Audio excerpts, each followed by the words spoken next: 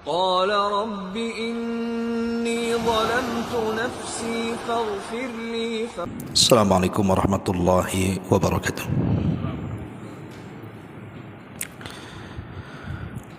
Bismillah wassalatu wassalamu ala rasulillah wa ala alihi wa sahbihi wa mawalah wa la hawla wa la quwata illa billahi wa ba'du. Baik, kita lanjutkan kajian kita, masih membahas hadis Arba'in Nawawi. Dan pagi ini kita sudah masuk pada hadis Abi Najih Al-Irbad Ibni Sariyata radhiyallahu an. Baik, kita baca hadisnya. An Abi Najih Al-Irbad Ibni Sariyata radhiyallahu anhu qala wa'adhana Rasulullah sallallahu alaihi wasallam mau'idatan wajilat minhal qulub wa dharifat minhal uyun. Faqulna ya Rasulullah ka'annaha mau'idatu muwaddi'in fa'awsina. Qala usikum bitaqwallahi was-sam'i wat-ta'ati wa in ta'ammara 'alaikum 'abdun fa innahu man ya'ish minkum fasayara ikhtilafan katsira fa 'alaikum bi sunnati wa sunnatil khulafa'ir rasyidin al mahdiyyin 'addu 'alaiha bin nawajid wa iyyakum wa muhdatsatil umur fa inna kulla bid'atin dhalalah. Rawahu Tirmidzi wa qala Tirmidzi haditsun hasanun sahih. Dari Abi Najih Irbad ibn Sariyah radhiyallahu anhu. Abi Najih Irbad ibn Sariyah As-Sulami radhiyallahu anhu, dia salah satu dari sahabat yang termasuk dari sahabat Ahlu Suffah. Dan Ahlu Suffah itu orang-orang yang miskin di zaman Nabi SAW yang hidup dan tinggal di belakang Masjid Nabi. Jadi kalau ini Masjid Nabawi, maka di belakang masjid itu dibuat kemah-kemah. Maka disitulah kemudian orang-orang miskin dari kalangan sahabat tinggal dalam masjid. Dan mereka adalah orang yang bermulazamah bersama Nabi SAW. Dari Ashabus Suffah inilah lahir banyak para ulama, para pejuang, orang-orang yang membela Islam dan begitu seterusnya. Lah, Irbad ibn Sariyah atau Abi Najih ini salah satu daripada Ashabus Suffah, termasuk Abu Hurairah itu Ashabus Suffah. Dan dia tinggal di Himsa, Suriah. Dikenal sepanjang hidupnya dia seorang yang mudah menangis. Jadi kalau dia membaca Al-Quran, maka dia di antara sahabat yang mudah meneteskan air mata.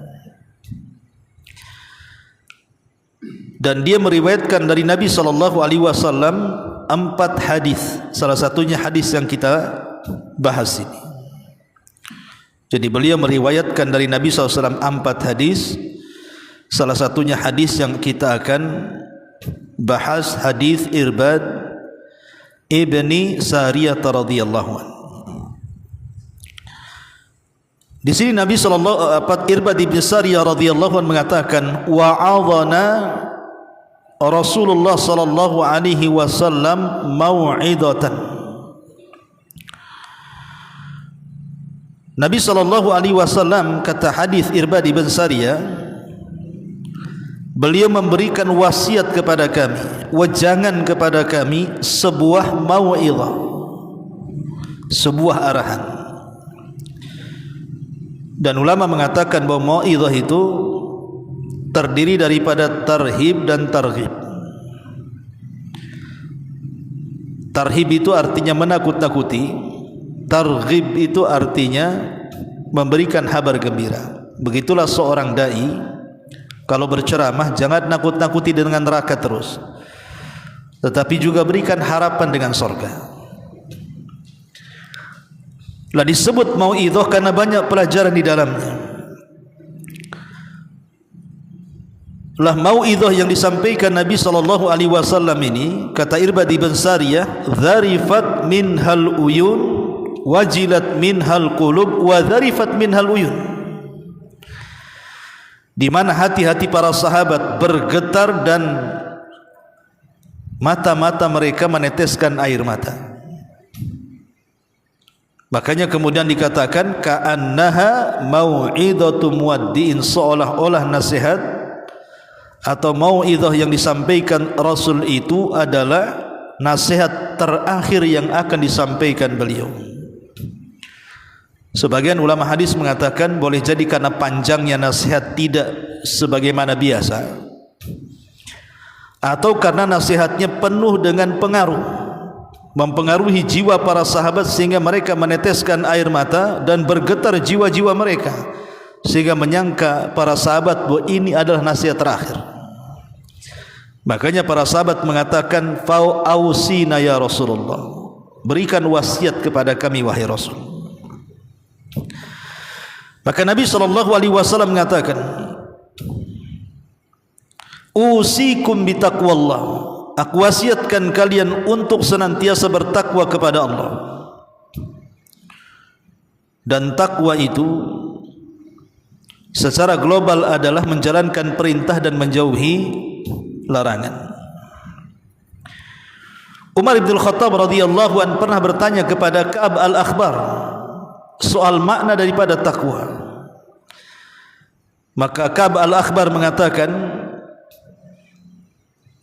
bagaimana kalau seandainya engkau wahai Amirul Mukminin berjalan di sebuah jalan, di mana di jalan itu penuh dengan duri dan hal-hal yang membahayakan, apa yang akan kau lakukan di jalan itu? Maka Umar radhiyallahu mengatakan, saya akan hati-hati supaya saya tidak terkena tembusan duri-duri jalan. Kata Ka'ab al-Akhbar, itulah takwa. Takwa itu hati-hati, jangan sampai seseorang mencelakakan dirinya dengan kemaksiatan-kemaksiatan. Ali radhiyallahu an juga mendefinisikan soal takwa. Kata Ali radhiyallahu an, takwa itu terdiri daripada 4 kalimat. Pertama, al-khawfu minal jalil, takut kepada Allah. Yang kedua, al-amalu bitanzil, mengamalkan apapun yang diturunkan oleh Allah dari Al-Quran dan Sunnah. Kemudian yang ketiga, ar-ridha bil qalil, merasa cukup dengan pemberian Allah walaupun sedikit.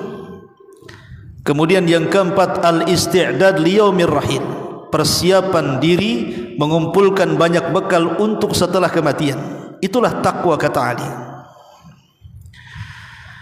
Abdullah bin Umar radhiyallahu anhuma pernah ditanya, apa itu takwa? Maka Abdullah bin Umar radhiyallahu anhuma mengatakan, alla tadunanna annaka khairun min ahadin. Takwa adalah engkau tidak menganggap dirimu jauh lebih baik dibandingkan orang. Artinya takwa tidak menunjukkan sifat ujub, bahwa dirinya jauh lebih baik dibandingkan orang. Jadi takwa adalah orang yang tidak menyangka dirinya jauh lebih baik dibandingkan orang. Itulah takwa, kata Abdullah ibn Umar radhiyallahu anhuma. Abdullah ibn Mas'ud radhiyallahu juga mengatakan ketika memaknai fala tamutunna illa wa antum muslimun, ya ayyuhalladzina amanu ittaqullaha haqqa tuqatih fala tamutunna illa wa antum muslimun. Kata Abdullah ibn Mas'ud, takwa adalah an yuta' fala yukfar, an yuta' fala yu'sa, an yuta' fala yu'sa, agar Allah itu ditaati dan tidak dimaksiati. Wa an yushkar fala yukfar, dan Allah itu nikmatnya disyukuri dan tidak dikufuri. Kemudian juga agar Allah Subhanahu wa taala senantiasa tidak dimaksiati selamanya. Itulah makna takwa yang disebutkan oleh para sahabat Nabi sallallahu alaihi wasallam. Tapi ada makna takwa yang banyak dipilih oleh para ulama, yaitu makna takwa yang disebutkan seorang tabi'in jalil yang bernama Talaq ibn Habib. Ketika dia mendefinisikan soal takwa, dia mengatakan takwa adalah agar kita mentaati Allah Subhanahu wa taala atas dasar cahaya dari Allah atau bimbingan dari Allah karena mengharap pahala dari Allah Subhanahu wa taala, dan agar engkau menjauhi kemaksiatan-kemaksiatannya sesuai dengan bimbingan Allah karena takut akan azab-azabnya.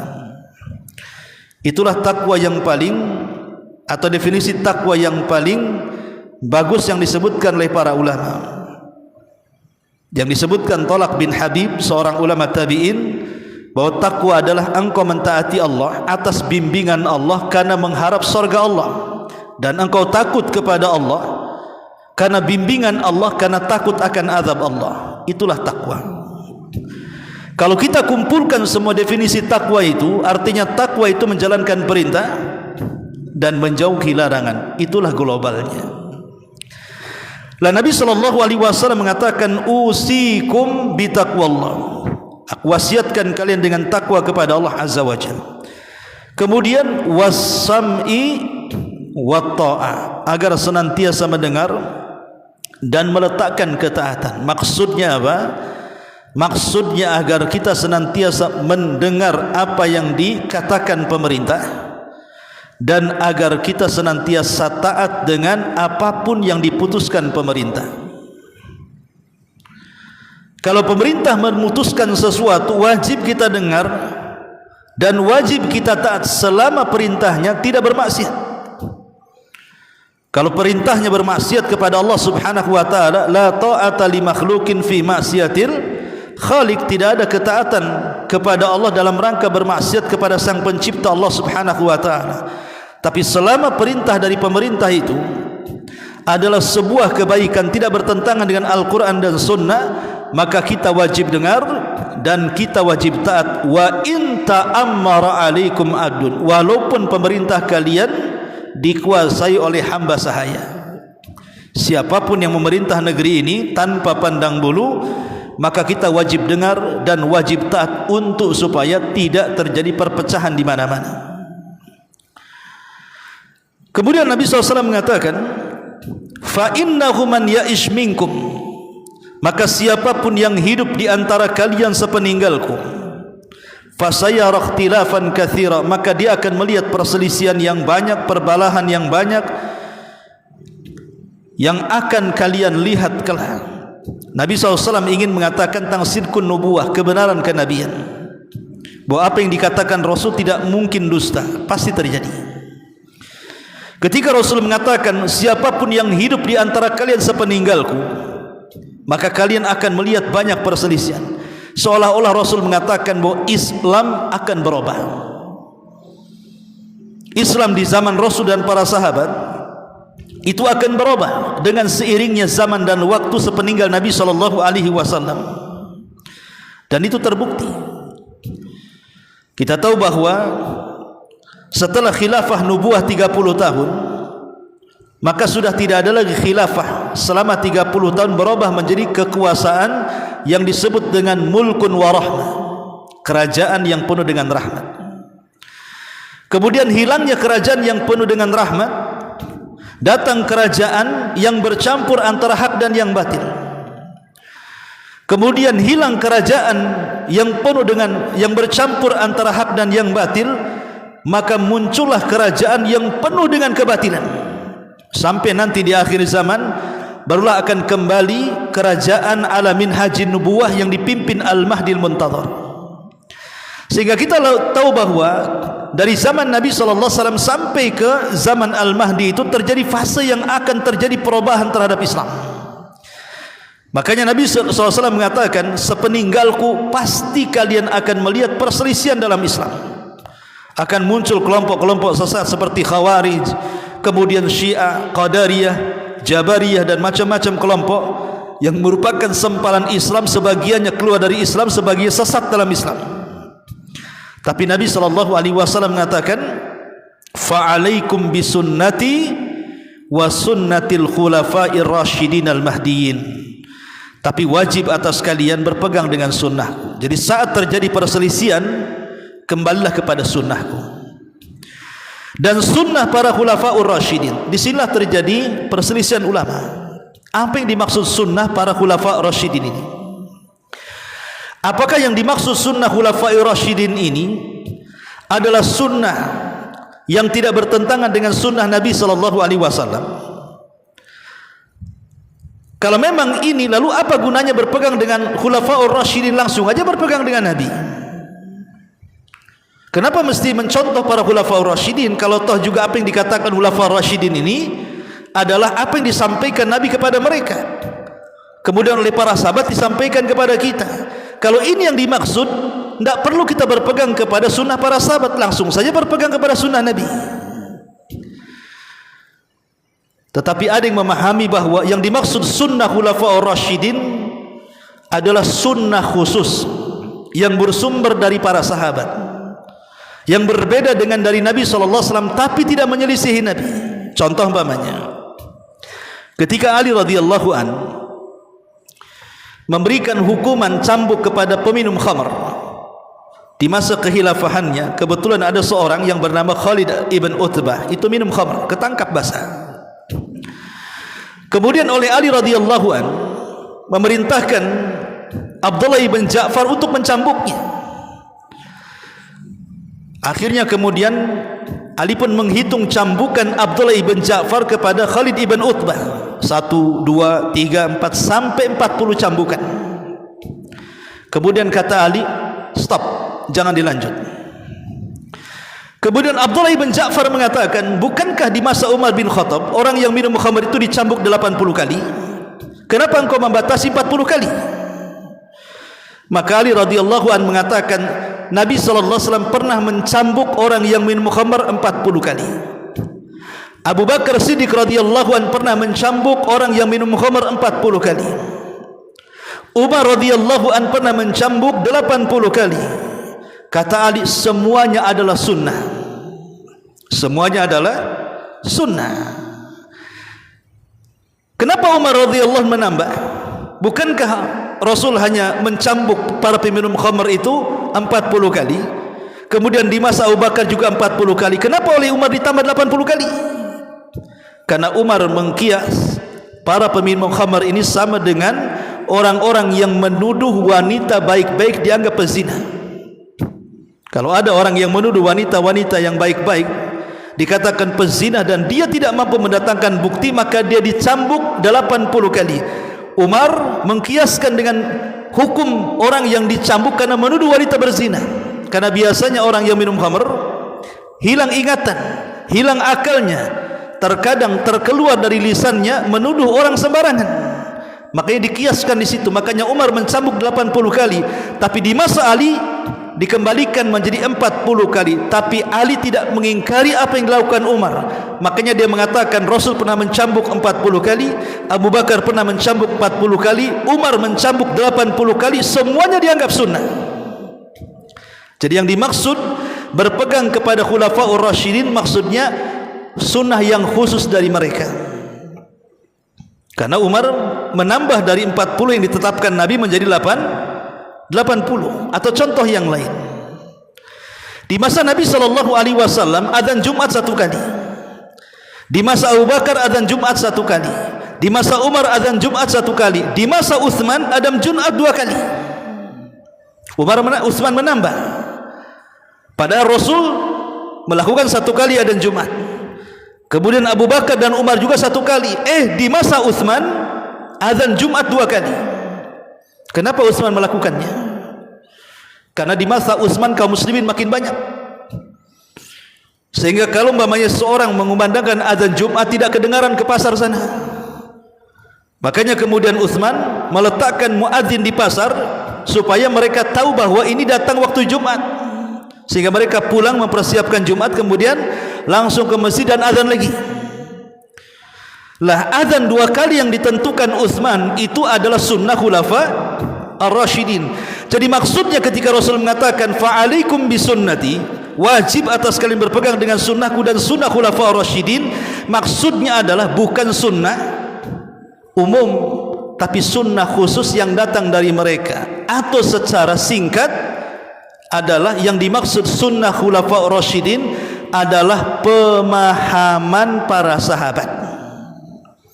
Seolah-olah Rasul mengatakan wajib atas kalian berpegang dengan sunnahku dan pemahaman para sahabatku. Begitu cara penerjemahannya. Karena tidak ada pemahaman terbaik terhadap sunnah kecuali para sahabat. Para sahabat itu mereka murid langsung Rasul, menyaksikan turun ayat Al-Quran, kapan turun, untuk apa, di mana, apa maksudnya. Kalau mereka salah, datang Al-Quran yang turun menegur mereka. Dan mereka orang yang paling fasih berbahasa Arab. Mereka melihat peristiwa dengan kedua mata mereka di hadapan Rasul sallallahu alaihi wasallam, sehingga pemahaman mereka terhadap agama jauh lebih hebat dibandingkan pemahaman orang sekarang.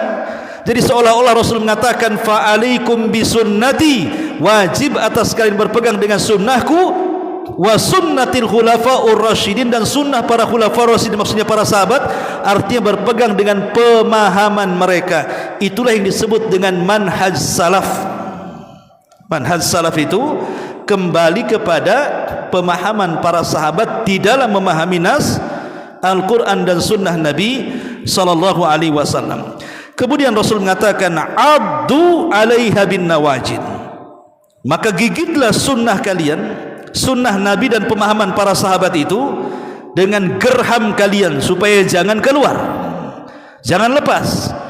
Kemudian Rasul mengakhiri hadisnya wa iyyakum wa muhdatsatil umur, hati-hati kalian dari perkara-perkara baru dalam agama. Fa inna kulla bid'atin dhalalah, karena setiap perkara baru itu bid'ah dan setiap bid'ah itu sesat.